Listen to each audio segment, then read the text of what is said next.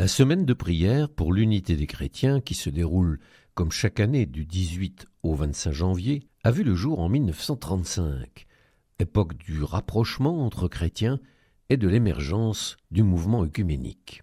Alors que l'Église catholique n'envisage l'unité des chrétiens que comme un retour des non-catholiques au sein de l'Église mère, c'est ce qu'a affirmé le pape Pie XI dans une encyclique de 1928. L'abbé Couturier, prêtre du diocèse de Lyon, après avoir lancé dès 1933 un triduum de prière pour le retour de tous à l'Église catholique, le transforme en 1937 en semaine de prière pour l'unité chrétienne.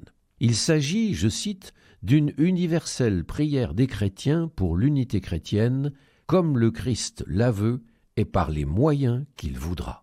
Il n'est plus question d'un retour au bercail romain, mais d'une émulation spirituelle convergente avec le vœu du Christ qu'il soit un.